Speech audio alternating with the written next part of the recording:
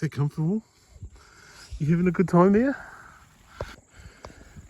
We've had a critical failure of the seat. My mate's riding pretty low.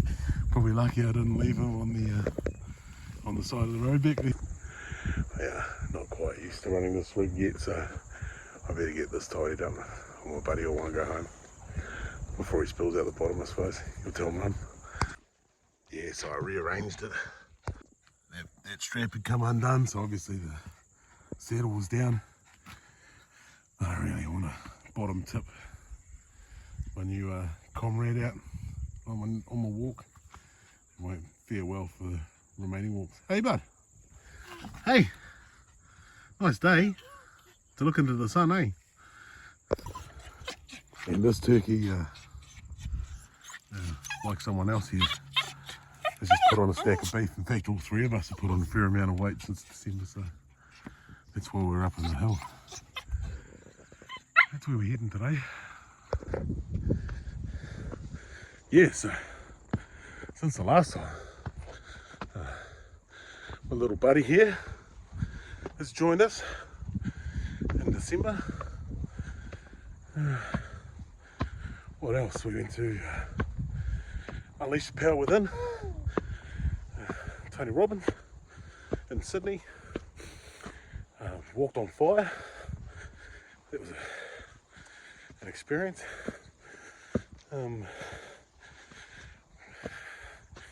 Good old mind over matter sort of scenario, that one. What else? We've been working on our business. Oh yeah. Quit one job, started another one. What else have we done? Been to the beach a few times. Put on a fair amount of beef, like I said. Lost any condition that I had walking in the hills, so that's why me and my little buddy, well, my little buddies are out today. So I changed over about a month ago to part-time, which allows me to look after wee Maui when Lawanda's at work. So it's a work day today for her, and we're going for a walk. I thought I'd stop for a moment so I'm not just breathing all over you, some sort of creep. Yeah, you know, she's a reasonable weight on the back. My buddy here's weighing just over 10 kilos, and this pack isn't a light thing either. So, and it's been a while since I've made my way up some hills. So anyway, it's hunting hasn't really been a big part of my free time lately. Obviously, babies consume a bit of time, and just sort of getting everyone in sync again to life has been a bit full on. Plus, I mean, I suppose at times we can make decisions that probably see us doing less instead of what we could be doing. So, and I've probably made a few of those. Other things that happened, well, man, I ended up in hospital about a month ago. I had to get my appendix out. That was pretty loose. A couple of days of feeling really crook. Decided to get to the hospital, and yeah, no, the next morning she was coming out. It was over Red Rover for the appendix. Hey, bud. Yeah. Hey. Tucked in there. Yeah, so walk before you hunt. Just a bit of a soft start. Get some walking under the boots again, and get a bit of condition on, get a bit of fitness up, and then might have a go at it. I haven't completely put the bow down. You know, I got out for a few target shoots with a buddy, Peter. He had some things he wanted to work on.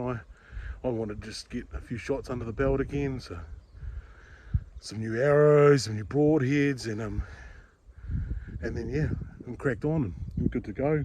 Our winter tahr hunt that I normally go with Cam didn't happen this year. The weather was horrible for the couple of times we tried to put it together, and then the last time we started making noises about it, I ended up in hospital. So yeah, like everyone else, there's all sorts of bugs and everything going around, so dealing a bit with that as well. But getting cleared up. It's time to do some fitness work. Dragon boating's coming back up again. We had a pretty cool season last year, got a couple of medals in that, so that was something to be very proud of. We come third in the South Island champs. Yeah, which was cool. It was really cool to be a part of. So doing a bit more work there this year to try and up those numbers. Yeah, crack on with our walk a bit further. As you can see, we've got plenty of juice flowing already, so we'll get moving again. And I'll broadcast you 40 metres further up the hill. So I'm taking my keen hound down the Hidden Valley track. Barton Vale Valley here in Christchurch, got quite a few walks around it. The main one we do is normally up to the top, along the top of the Port Hills to Sugarloaf, which is the big aerial, if you know Christchurch. And then brings you back down Vic Park and drop back into the valley. It's a big loop, 2.5 hours, about 11k. So that's one a real common track. Lots of the elite sort of ultra marathon people sort of run it, and probably some ridiculously fast time. But yeah, it takes me about 2.5 hours. Backpack on, probably 2.5 hours backpack off at the moment too. Yeah, but we're going to go through this valley track and see if that thing smells anything interesting. Which, unless it's food, like peanut butter on toast, I might find that. But yeah, a bit more shade as well, and just a little bit out of the wind, and we'll just keep going this way. So, made the most of our time out. Beautiful day here in mid-September. So, make the most of these times. Right, let's move on.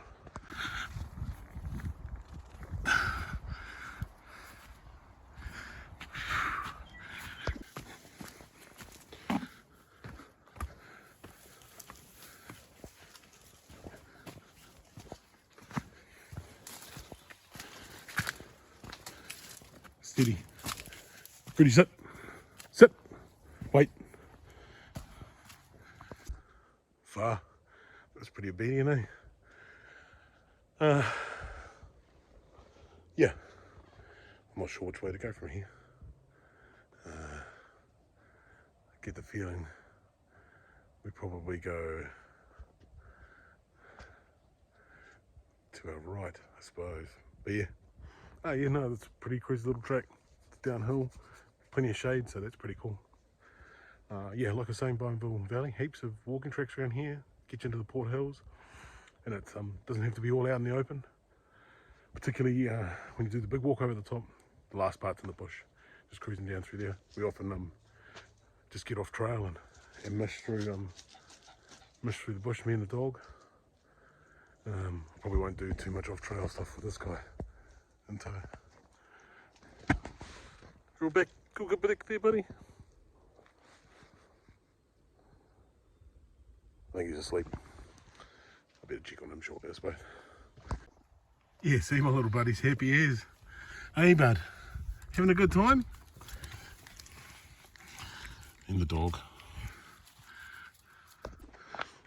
It was left. Not right. So, any of you returning to the channel will probably remember that I whenever I'm on a mish, I'm listening to something. Obviously, when I got my weight with me, I've got my ears about me, but normally I have my earphones in and I'll just be banging on, making my way. But a cool podcast I listened to not so long ago was called Deer Wars. I forget who produced it. I feel like it's Radio New Zealand, but I can't be sure on that one.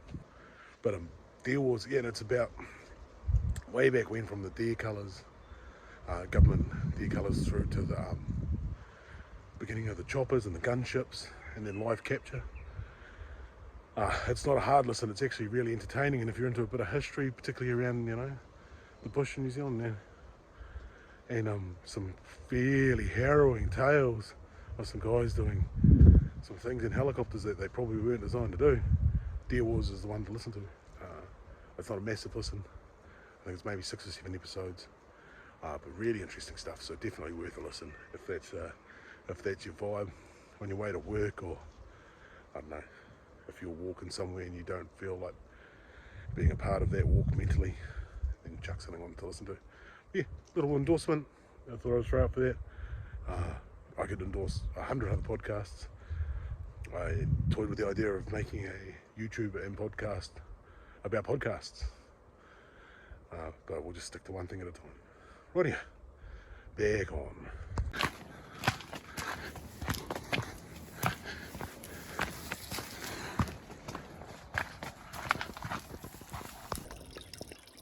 Little black dogs get a bit hot, so it's quite handy there's a bit of water about at the moment.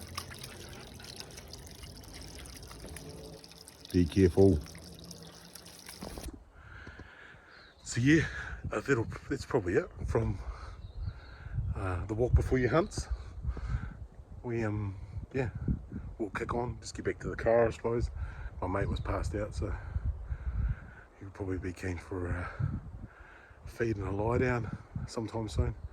But anyway, thank you if you're rejoining us. It's good to sort of make a bit of a start again on Walk Before You Hunt. And if you're new, awesome, how's it? Say hi down below, like, subscribe. Yeah man, do what you want. It costs nothing to subscribe, and it means a lot to us. So yeah, anyway, adios. Cool as a cucumber, eh?